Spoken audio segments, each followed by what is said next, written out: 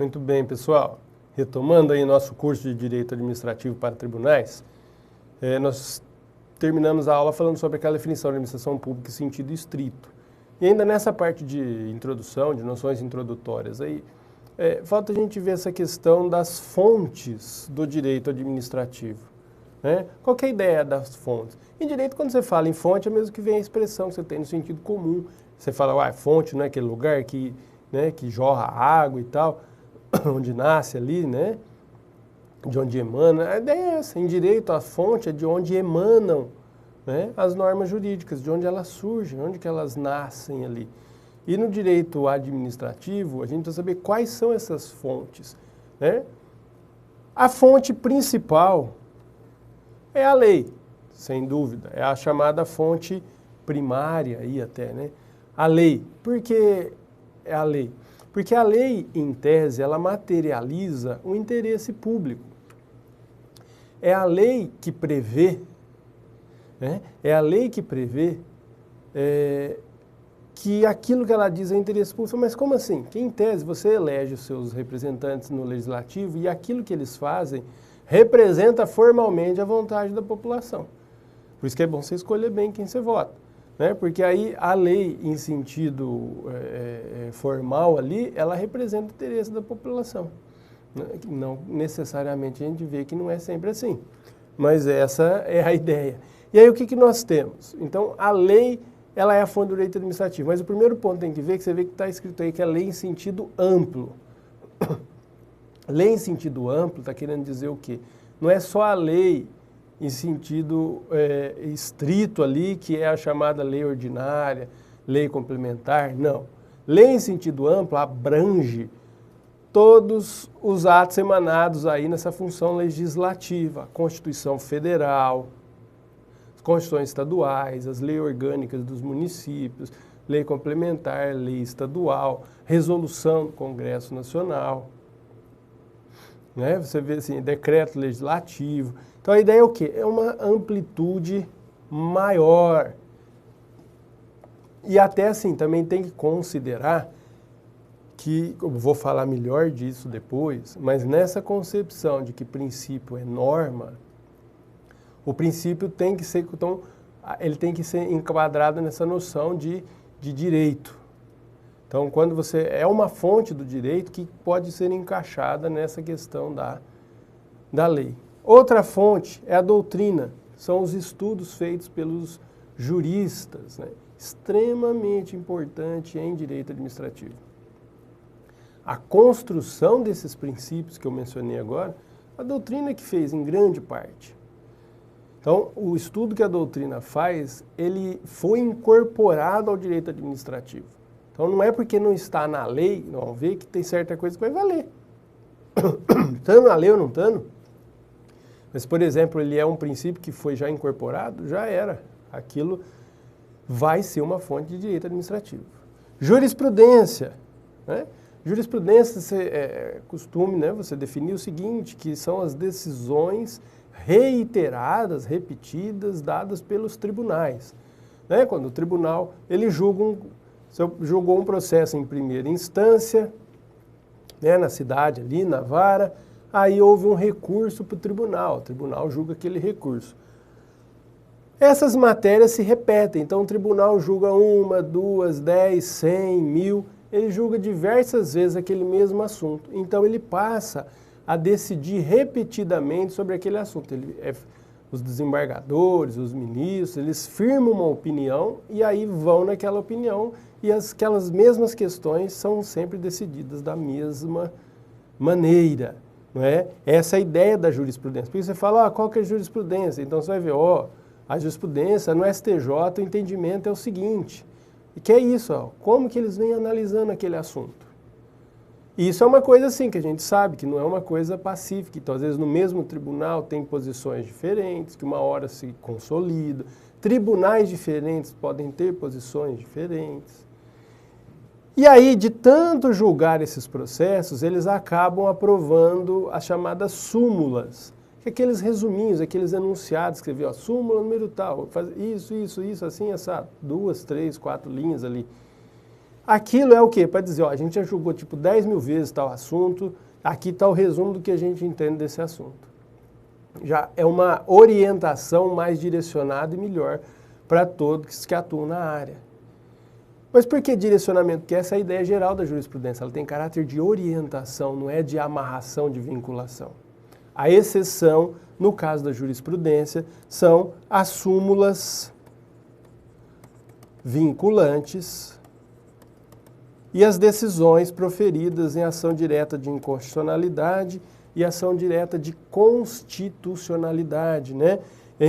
Nesses casos, o que nós temos aí? Que as decisões têm efeitos vinculantes, né? E especialmente a súmula vinculante, que hoje é bastante citada aí, ó, que se está numa súmula vinculante, está amarrado.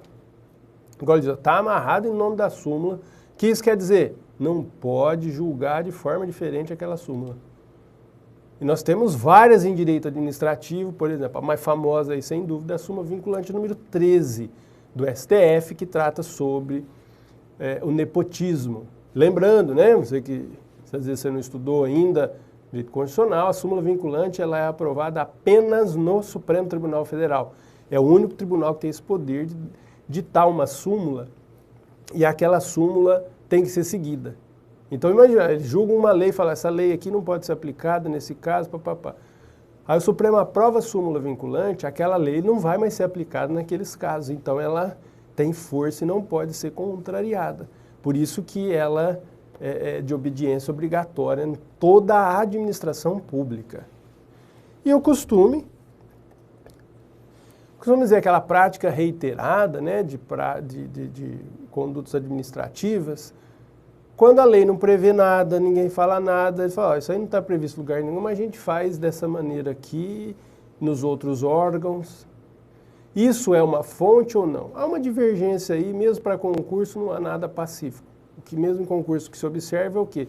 Que as bancas veem isso, ó, para uns é, para outros não é. Então não é uma coisa que costuma ser cobrada. Os demais, sim. Tá? Então essas são as fontes, de onde emanam as normas do direito administrativo. Tá? Então não é só lei, você vai ver que aqui você vai estudar muito doutrina. Beleza? Então tá. Vamos ver uma questãozinha aí, tratando desse tema aí, ó. Questão que caiu para analista judiciário no TRE Mato Grosso do Sul, feito pelo CESP. Em relação ao objeto e às fontes do direito administrativo, assinale a opção correta. O Poder Executivo exerce, além da função administrativa, a denominada função política de governo, como, por exemplo, a elaboração de políticas públicas que também constituem objeto de direito administrativo.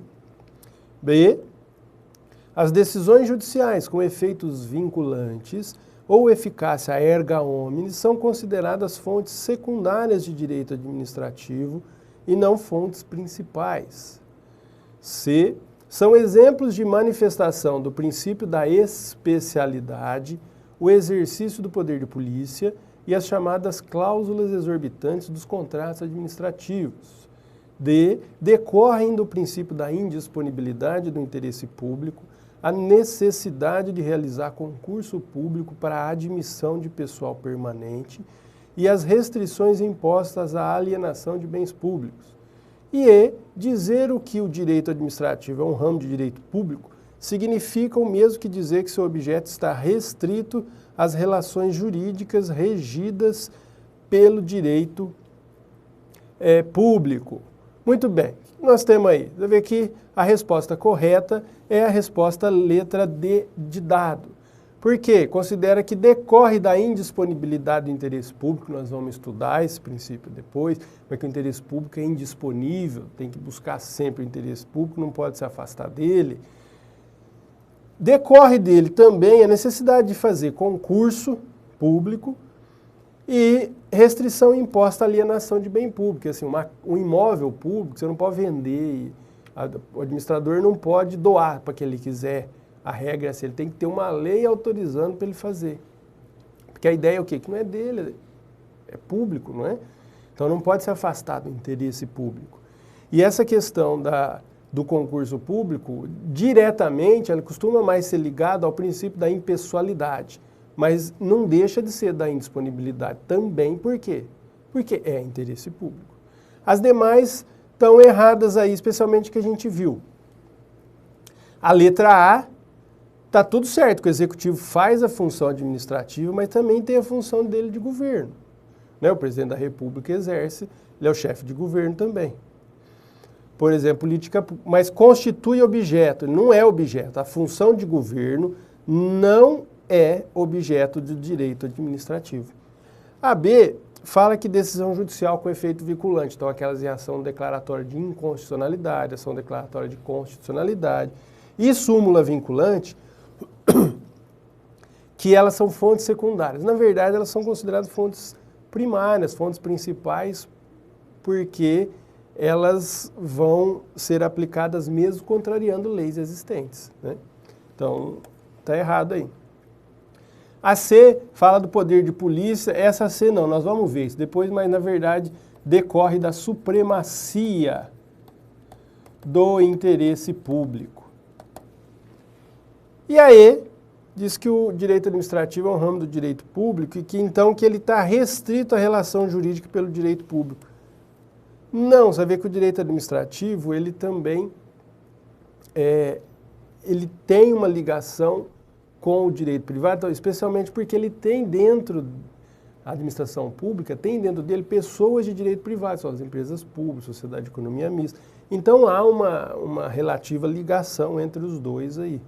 Por isso que aí fica a resposta correta, letra D de dado.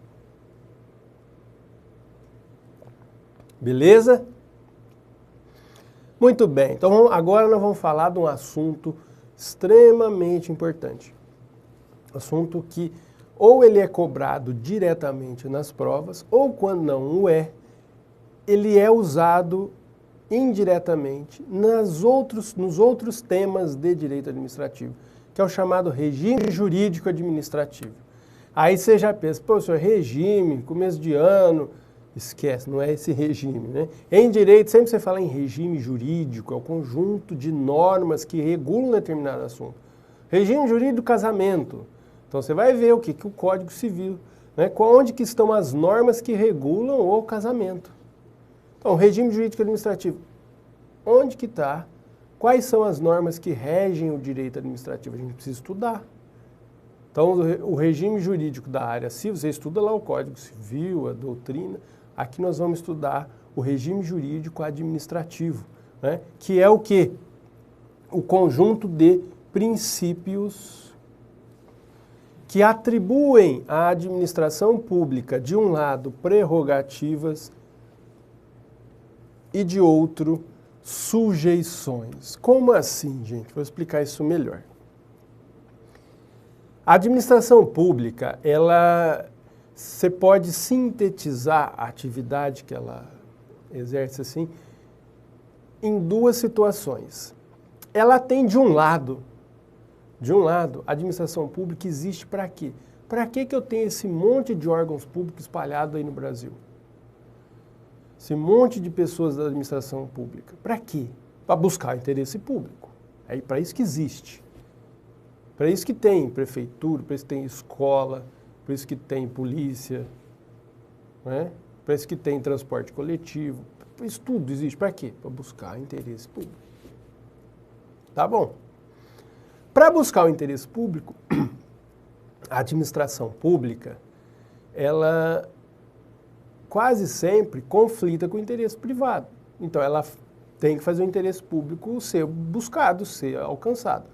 Para isso, então, a administração pública tem força. Ela tem prerrogativas para poder fazer o quê? Para impor esse interesse público. Mas, ao mesmo tempo que ela tem que buscar o interesse público, a gente viu que na própria essência do direito administrativo, a administração, o administrador não pode fazer o que quiser. Ele tem limites à sua atuação. Que limites são esses? Ou seja, ele só pode atuar na medida suficiente para buscar o interesse público, ele não pode extrapolar. Além disso, os direitos fundamentais são de obediência obrigatória. Ele não tem como não obedecer ao regramento constitucional dos direitos fundamentais. Então, a tutela aos direitos fundamentais é indispensável. Então, é como se você tivesse duas pontas. Você tivesse duas pontas. De um lado a força, na outra o limite. Né? Como se tivesse um carro que você tem, um acelerador, ó, que você pode pisar e vai em busca do interesse público. Mas você tem o freio ali, ó, tem esse freio aqui que você tem essas amarras. Você não pode ir, chegou nesse limite aqui, você pode frear, que você não pode ir além, não. Então, há um conjunto, como se fosse uma gangorra de prerrogativas de um lado e de sujeições do outro, tá? Prerrogativa de um lado, sujeições do outro. Você pega, você vê aí, então você marca aí, ó, você tem prerrogativas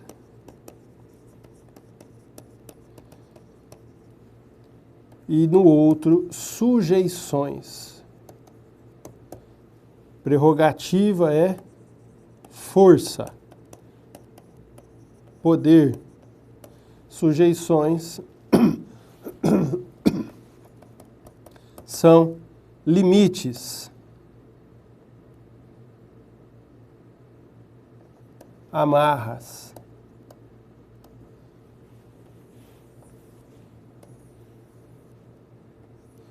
Então são dois pontos, são dois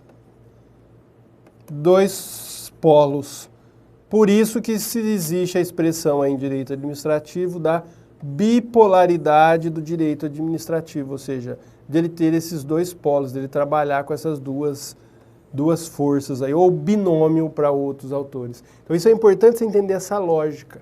O direito administrativo existe, vai buscar o interesse público, vai, e vai fazer o necessário para isso, vai poder ter força para fazer isso.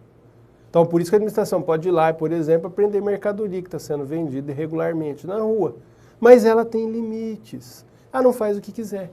Então ela vai obrigatoriamente respeitar os direitos fundamentais. Ela vai atuar só quando tiver interesse público. Isso é a essência, a alma desse regime jurídico administrativo. E disso, inclusive, desses dois polos, dessas duas prerrogativas, né, no estudo, e o autor que mais se destaca aí começou com o professor Oswaldo Aranha Bandeira de Mello, pai do professor Celso Antônio Bandeira de Mello, e o Celso Antônio também desenvolveu isso bem, é o quê? Que esse regime jurídico administrativo, dessas prerrogativas e dessas sujeições, decorrem, né, elas são baseadas em dois princípios que seriam considerados as pilastras de sustentação do direito administrativo. Seriam, entre aspas, aí, os princípios superpoderosos, né, que são, alguns autores chamam de supraprincípios, que é o quê? Em relação à prerrogativa, é o princípio da supremacia do interesse público. Então, eu faço interesse público prevalecer, não é? Por isso, tenho força para tanto. Mas as sujeições existem, e existem com base no quê? Na indisponibilidade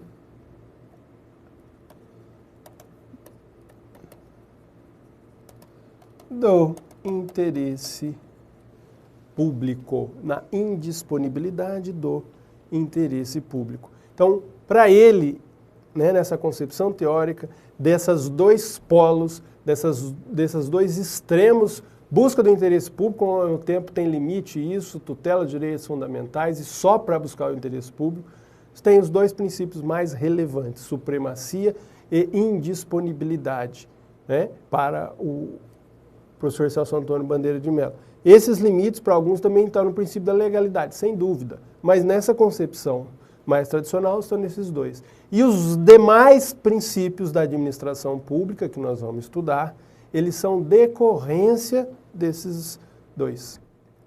Né? E aí vem o seguinte, tá bom, mas e o que são princípios? Então você está vendo assim, ó, o regime jurídico é o conjunto de princípios que regula a administração pública. A gente já viu que a administração pública tem esses dois polos, e que dois princípios ganham destaque, a supremacia e a indisponibilidade do interesse público. Mas aí pergunta assim, o que é princípio? Pus uma definição teórica, que só para você ver, falar que você nunca viu, aí do professor Canutilho, português, que é o fundamento de regras jurídicas e tem uma idoneidade irradiante que lhes permite ligar ou cimentar objetivamente todo o sistema constitucional. Ou seja, que os princípios, eles são fundamento de regras jurídicas. Tá vendo só? Eles são fundamento de validade de regras jurídicas. Idoneidade irradiante. O princípio, eles são normas. E ele permite o quê?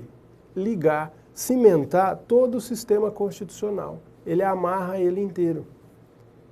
Né? Então a ideia, por isso que se diz até o professor Bonavides, né, do Ceará, que os princípios são a norma das normas, o penhor da constitucionalidade das regras de uma Constituição. Isso quer dizer o quê, gente? Quer dizer que princípio é norma. Né? Então, especialmente por força do estudo aí, do pós-positivismo jurídico, em que você não tem aqui no direito administrativo, você não vai usar aquela concepção que às vezes você estuda lá no direito privado, na omissão da lei para suprir uma lacuna, eu posso pegar um princípio, né, geral de direito para tentar interpretar. Em direito administrativo, os princípios constitucionais da administração pública, eles são normas. O que quer dizer que são normas? Eles determinam um comportamento. O que quer dizer que determina comportamento? Na hora que você vai estudar direito administrativo, você toma cuidado. Se você souber bem os princípios, isso vai te ajudar muito, inclusive na prática. Por quê? Não adianta falar assim, mas isso é assim por quê? Porque está na lei e tal. Mas e está certo? Só porque está na lei está certo? A lei pode contrariar um princípio constitucional da administração pública. É? Pode. E se contrariar, ela é inconstitucional. Mas é o seguinte, básico, só para você entender rápido. A Constituição não fala que tem que ter concurso público? A regra que você presta para entrar nos cargos públicos, se não for cargo em comissão, você tem que prestar concurso. Poderia um município fazer uma lei e falar, não, aqui na minha cidade não precisa prestar concurso. Adianta? Não. Seria uma lei que ela ia afrontar o princípio da impessoalidade. Né? Poderia? Não poderia. Ou ainda a questão do nepotismo, nós vamos falar até mais ali, falar específico. Por quê? Até aproveito já agora. Eu não disse que o princípio é norma? Não estou falando isso agora? Então eles vinculam, os princípios vinculam diretamente à administração pública. Se vincula diretamente à administração pública, significa o quê? Eles amarram a conduta da administração, não dependem de lei. Quer dizer o seguinte, você não precisa de uma lei para explicar um princípio para ele poder ser aplicado. A Constituição não tem lá os princípios? Legalidade, impessoalidade, moralidade, publicidade, eficiência? Tem. Tá bom. Teve um caso, que você vê aqui que está no julgado recurso extraordinário 579-951 do Supremo Tribunal Federal, que a discussão era a seguinte, que alguém te perguntasse, você já ouviu falar no nepotismo? Nepotismo é aquela prática odiosa em que o quê? O administrador chega, ele abre as portas do guarda-roupa da administração pública e puxa os cabides, pendura todos os parentes nos cabides de emprego. Né? Tudo sem concurso. A parentalhada toda vai para a administração pública. Vai essa festa, né? Isso pode? Não. Se o parente dele prestar concurso, muito bem, for aprovado. Agora, sem concurso, a ideia é o quê? O administrador não pode se valer da posição que ele ocupa, servindo o interesse público, para buscar interesse privado, que é o que ele está fazendo quando ele está nomeando os parentes dele tudo. A administração pública tem que ser usada para buscar interesse público. Seria imoral, administrativamente, ele fazer isso. Então entende-se que o quê? Que o nepotismo, essa prática de nomear parentes para cargos em comissão, é uma prática vedada pelos alguns princípios constitucionais, especialmente o princípio da moralidade e da impessoalidade. E aí começou a se discutir, teve gente que discutia assim, mas tá bom, me mostra a lei que proíbe que eu não posso nomear parente. Não tem essa lei, gente. Não existe uma lei federal que fala vedando o nepotismo, especificando, não tem. E precisa ter? Não precisa. O nepotismo não viola a moralidade, afronta o princípio da moralidade, afronta. Então é proibido. Isso o STF julgou nesse caso aí que eu falei para vocês. O STF julgou isso, a vedação do nepotismo não depende de lei, não precisa fazer lei para proibir nomear parente para os cargos públicos. Isso já está previsto no próprio princípio, que ele tem força irradiante, ou seja, ele não depende de lei, ele é autoaplicável. Não é? Tanto é que, com base nisso, você vê que o que o Supremo fez depois? Editou a súmula vinculante número 13, que é a súmula que proíbe o nepotismo. Ele pegou e editou a súmula por conta própria, que agora, então, ela tem obediência obrigatória à administração pública. Ah, mas se não tivesse essa súmula, não ia poder do mesmo jeito. Ok? Tudo bem? Ah, e se eu fizer uma lei no meu município, então eu vou fazer o contrário. Eu sou prefeito, eu mando um projeto de lei para a Câmara do meu município, autorizando a nomeação para os cargos em comissão dos parentes. E assim, aí o prefeito, não, mas eu posso nomear. Tem lei aqui no município que autoriza a nomear os parentes que eu quiser. Essa lei seria inconstitucional porque ela viola o princípio da moralidade. Então, o que eu quero mostrar para vocês, o estudo dos princípios é extremamente importante. Então, você não vai na lei e já fala, é assim porque está na lei. Não tem isso, gente. O direito é mais amplo. Está na lei, mas essa lei não está em conformidade com os princípios constitucionais, essa lei não vale. Ela é inconstitucional. Beleza? Então, é muito importante isso. Princípio é norma. Se está num princípio, você tem que analisar. Isso aí não viola tal princípio. Por isso que é importante saber o conteúdo dos princípios. Nepotismo viola a moralidade. Não precisa de lei. Acabou. Beleza? Muito bem. Isso aqui é aquilo que eu já falei lá, que supremacia e indisponibilidade são considerados os princípios mais relevantes aí do regime jurídico para o Celso Antônio Bandeira de Mello em razão daquela bipolaridade, que ele chama aí esses princípios de pedras angulares do regime jurídico. E os demais são decorrência. Pois bem, agora o que nós vamos fazer? O que cai muito aí na sua prova? Cada princípio de forma isolada. Então nós vamos precisar estudar agora cada um dos princípios da administração pública vistos de forma isolada. Né? Primeiro deles, então vamos começar por aqueles dois que são considerados os mais relevantes, a supremacia e a indisponibilidade, depois nós vamos para os outros. Vamos ver o primeiro aí, ó, supremacia do interesse público sobre o interesse privado. O que quer dizer esse princípio? Por esse princípio, gente, o interesse público, em caso de conflito com o interesse privado, ele deve prevalecer. Então, se houver uma situação conflituosa entre interesse público e interesse privado,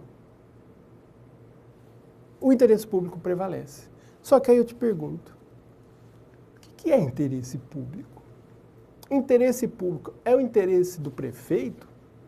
É o interesse do município? Aí eu vou te ajudar para ver isso. A doutrina italiana faz uma distinção, e você vai ver que isso tem aplicação prática, e cai nas provas.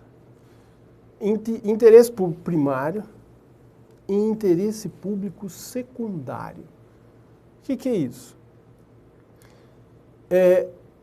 Teve um processo, essa ADI 3583, a decisão declaratória de inconstitucionalidade, em que o STF enfrentou a situação do seguinte, que havia uma lei num determinado estado autorizando que só em licitações ali para o governo ali daquele estado, determinado segmento, acho que era na compra de carros, se não me engano, que as empresas só pudessem participar se que tivessem sede naquele estado. Ou seja, empresa de outro estado não poderia participar da licitação lá. E foi julgado inconstitucional, lógico. Mas por quê?